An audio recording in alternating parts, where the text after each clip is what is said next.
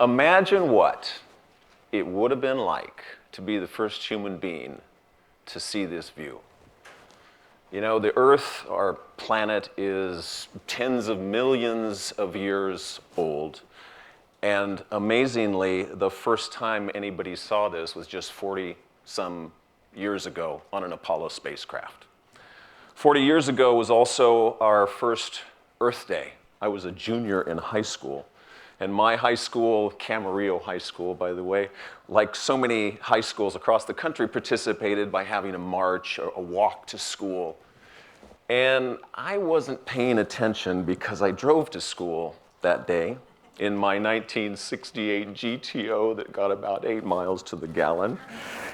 And I had my girlfriend Betty and my best friend Tim next to me, so at least I was carpooling. But we drive up to school and encounter this march, this walk of my fellow classmates and friends. And as I'm pulling around them slowly on the shoulder and being jeered at and spat upon, it was the most embarrassing moment of my life. And it changed me forever because I realized right then and there that I was part of the problem. So I keep this image on my desktop because it reminds me each and every day, all day long, that this is all we've got, that this is home. In fact, to me, this is our heaven. Now, I only have 10 minutes left, so I'm going to start with a review of human evolution. Quickly. I'm going to give you a little visual of, whoops. What did I do? We'll let them restart. Keep that thought of the planet in your head.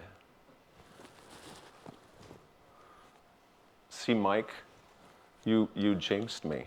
Shall we try this?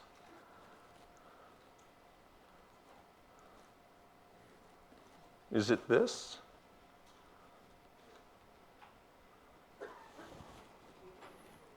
A new clicker? Whoa! That jumped way forward. The GTO was green, by the way. Yeah, you know what? Go all the way back. Now you get to see my slideshow in reverse. That's not fair. You know, was Jill's talk amazing, by the way? And Megan, I'm so amazed that you had the courage, thank you, to follow that. But at least your slides didn't screw up. Okay. You know, you guys need to just restart the clock. So let's go to Africa. And I'm going to give you a little visual of what Mike was talking about. 2.5 million years ago, Homo sapien emerged on the African continent. And spent a couple of million years evolving, and then about 50,000 years ago made his and Mrs. Homo sapiens way out of Africa and proceeded to populate the planet.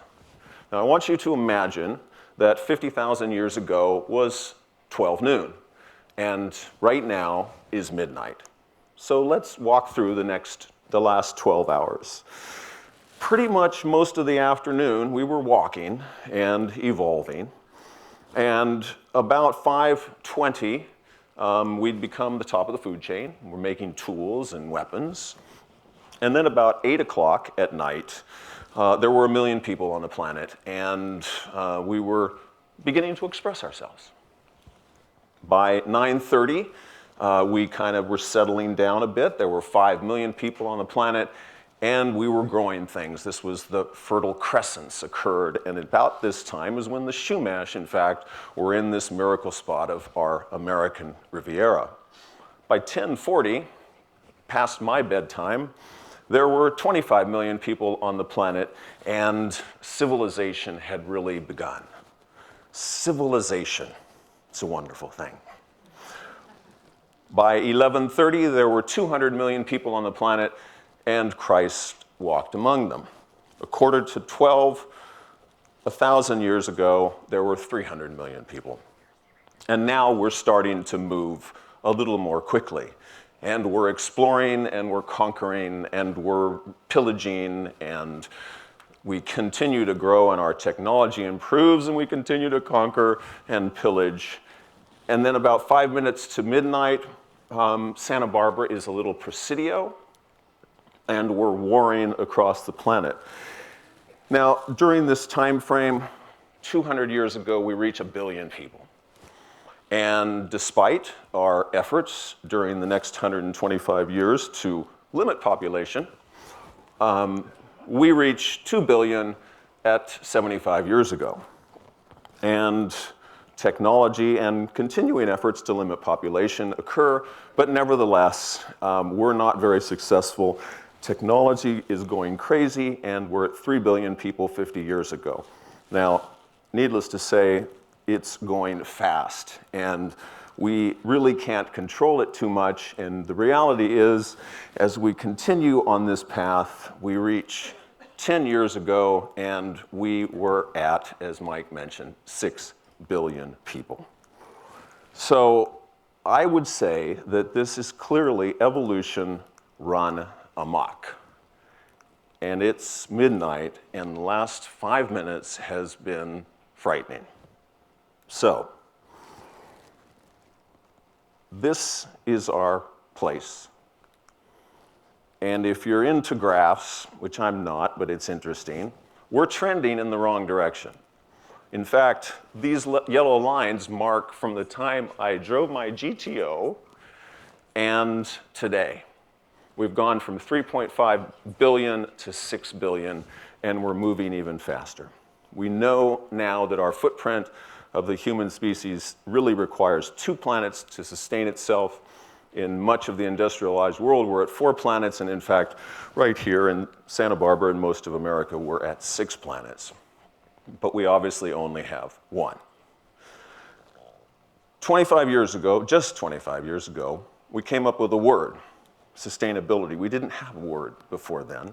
And the accepted definition of sustainability is meeting our needs without compromising the ability of our kids to meet theirs. I put in our kids here instead of future generations because that's the way we've got to think of this. This is about our kids. Sustainability is our capacity to endure. It is the reconciliation of these 3 pillars. But sustainability is more. Now, I realize sustainability has become a buzzword, but I prefer to think of sustainability as a concept, like liberty. Sustainability is a call to action. It is a task in progress. It is a journey.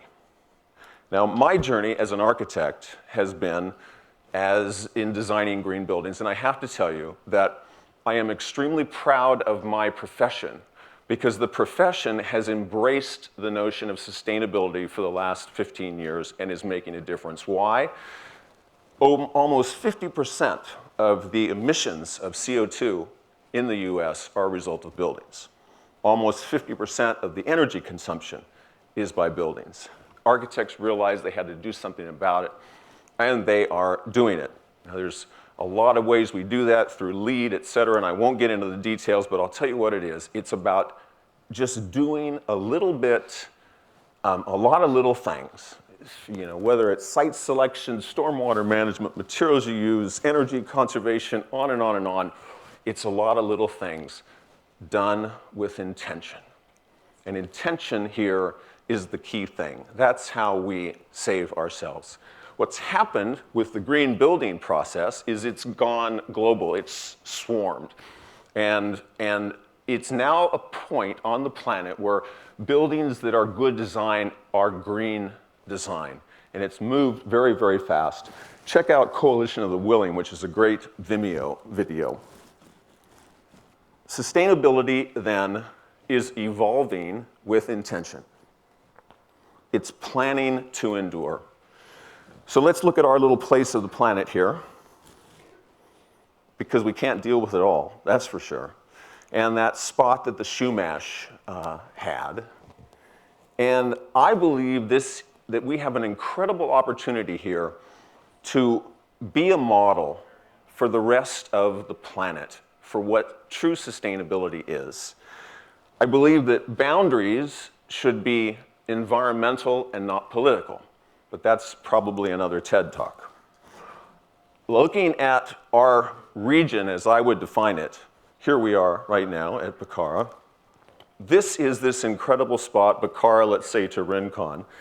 We have south-facing slope, we have incredible rainwater harvesting potential, we have agriculture, we have abundant sea life, we have a beautiful city, we're linked by transit to the other cities, and all the ingredients, money, civic engagement are here. If we can't do it here, then it's hopeless. But I believe that we can. Megan talked about some incredible things, and I'm going to disagree with Mike in that I think it ultimately is from the bottom up. Any way you slice it, it's from the bottom up. It starts with us as individuals, and then it's looking at the pieces, looking at the region. So the piece here, for example, is the city of Santa Barbara. They've created a really good, sustainable plan. Most communities within our region should be modeled after that, and it's kind of a cool-looking puzzle. But I think we need to dig down deeper. We need to look at transit systems. We need to look at where density can occur so people aren't driving in from Lompoc and Ventura to work. We need to have neighborhoods plan themselves, which then become part of a greater whole. And we need to look at these nodes of walkability. Now, this is just one piece that then should be expanded to this entire region and applied to make us truly sustainable. We can do all the things that Megan was mentioning, but in the process, create a better community. Renewable energy, solar on every building, wind, waves, geothermal. We even are talking about generating electricity from Tahiguas waste. Local food production. We should be eating what we grow here. We should be preserving and enhancing our farmland, have a rich variety of farmland crops, community gardens, co-ops, and sustainable seafood, harvesting from the ocean and eating it right here. Social economic diversity, again, affordable housing where people work. We need to nurture sustainable business and reduce, reuse, recycle. In the water we use, in the things we buy, in everything we do. So we can be a model. And we can be a model not only for the United States, but for the planet. You may think I'm a dreamer, but I'm not the only one. Thank you.